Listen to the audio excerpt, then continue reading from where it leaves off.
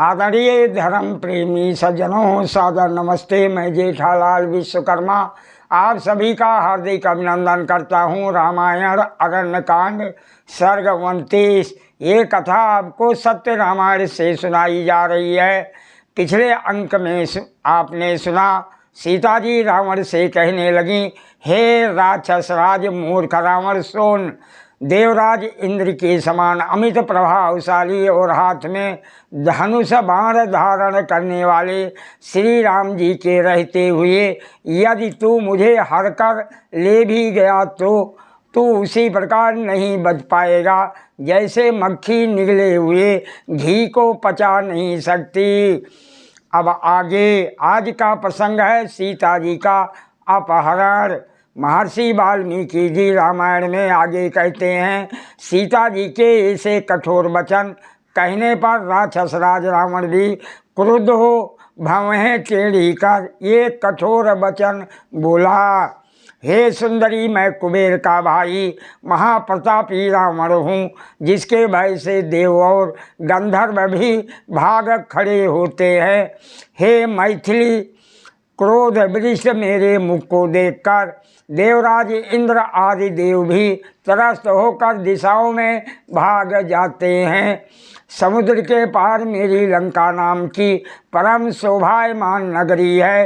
वो नगरी भयंकर राक्षसों से वैसे ही परिपूर्ण है जैसे देवताओं से देवराज इंद्रपुरी अमरावती।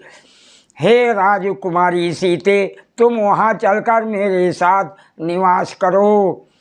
हे मनुष्यनी, वहाँ रहने पर तुम्हें सामान्य स्त्रियों के भोग आदि का असमरण भी नहीं होगा।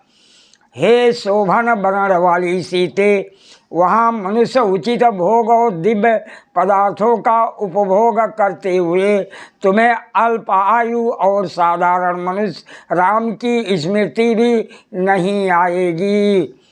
हे विशालाक्षी सीते, तू राज से च्युत मंद बुद्धि कलेश सहने वाले तपस्वी राम के पास रहकर क्या करेगी? मैं राक्षसों का राजा होकर भी स्वेच्छा से यहाँ आया हूँ। काम के बाणों से पीड़ित मेरा त्याग करना तुम्हें उचित नहीं है।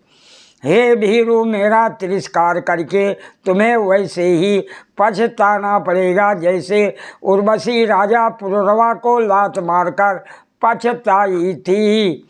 संग्राम में वो साधारण मनुष्य राम मेरी एक उंगली के समान भी नहीं है। हे सुंदरी, मैं तुम्हारे भाग्य से ही यहाँ उपस्थित हुआ हूँ, अतः तू मुझे अंगीकार कर। जब रावण ने सीता से इस प्रकार कहा तब सीता जी भी कुपित हो और लाल लाल आँखें कर उस निर्जन वन में रावण से ये कठोर वचन बोली, हे रावण, संपूर्ण देवताओं के पूज्य कुबेर को अपना भाई बताकर तुम ऐसा निंदनीय कर्म करने पर क्यों उतारू हुए हो? हे रावण, स्मरण रख, वह संपूर्ण राक्षस मारे जाएंगे जिनका राजा तेरे जैसा क्रूर, दोष बुद्धि और आजितेंद्रिय है। देवराज इंद्र की धर्म पत्नी सची का अपहरण करके भले ही कोई जीवित रह जाए, परंतु श्री राम की धर्म पत्नी मेरा अपहरण करके कोई व्यक्ति जीवित नहीं रह सकता। सीता के ये वचन सुनकर हाथ पर हाथ मारकर उस काम अंध एवं महादुष्ट रावण ने सीता के निकट जा सीता को उसी प्रकार पकड़ लिया जैसे आकाश में रोहिणी नामक नक्षत्र पर बुध आक्रमण करता है। रावण ने बाएं हाथ से सीता के बालों को पकड़ लिया, फिर उसने ऊंचे स्वर से और कठोर वाक्यों से सीता को धमकाकर उसे अपनी गोद में भरकर रथ पर बैठा दिया।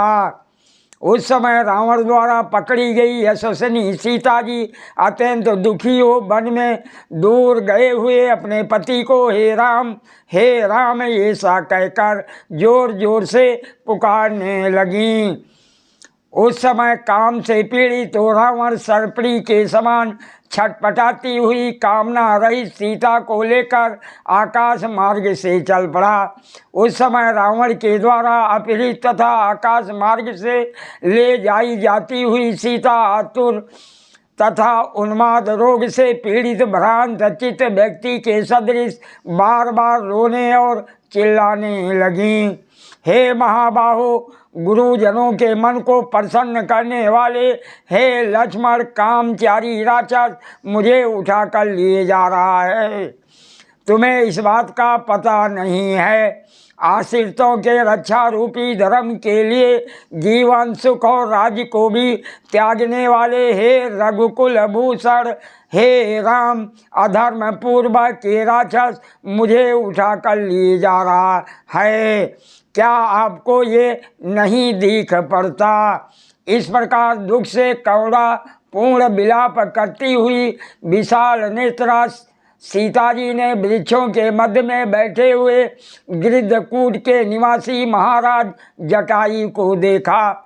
रावण के बस में पड़ी हुई सीता ने राजा जटायु को देखकर भयभीत एवं दुखित होकर कहा, हे आर्य श्रेष्ठ जटायु, देखो ये पापी रावण निर्दयतापूर्वक अनाथों के समान मेरा हरण करके मुझे लिए जा रहा है। कदाचित तुम इस महाबली, बहुतों को जीतने वाले, अस्त्र संपन्न, क्रूर और दुर्मति राक्षस को ना रोक सको, परंतु हे जटायु जी, तुम मेरे अपहरण का समस्त वृत्तांत यथा तथ्य श्री राम एवं लक्ष्मण से निवेदन कर देना। विशेष हम पीछे प्रमाण ये सिद्ध कराए हैं कि जटायु पक्षी नहीं थे। यहाँ तीक्ष्ण तुंडा शब्द से कुछ शंका हो सकती है। कुछ टीकाकारों ने तीक्ष्ण तुंड का अर्थ पैनी चोंच वाला किया है, परंतु ये अर्थ जटायु के लिए प्रयुक्त आर्य विशेषण को देखकर उपयुक्त नहीं लगता। तुंड का अर्थ चोंच ही नहीं होता, तुंड का अर्थ मुख भी होता है। आज गुरु शंकराचार्य जी ने अपने मोह सुंदर अथवा चरपट मंजरी नामक पुस्तिका में व्याकरण घोटने वाले एक बूढ़े को उपदेश करते हुए कहा था, अर्थात मेरा तुंड मुख दांतों से रहित हो गया है, फिर तू व्याकरण का घोटा लगा रहा है, इससे तेरी रक्षा नहीं होगी। यहाँ तुंड का अर्थ मुख के अतिरिक्त और कुछ हो ही नहीं सकता, अतः तीक्ष्ण तुंड का हमारा अर्थ रूबेले मुख वाला ही ठीक है। खगो उत्तमा, खगो उत्तम का अर्थ भी कुछ टीकाकारों ने पक्षी श्रेष्ठ किया है, जो ठीक नहीं है। खा का अर्थ है आकाश और गा का अर्थ होता है गमन करने वाला, अतः अर्थ हुआ आकाश बिहारियों में श्रेष्ठ। यहाँ भी हमारा किया अर्थ ही श्रेष्ठ है। सादर प्रणाम। जय सिया राम जी की।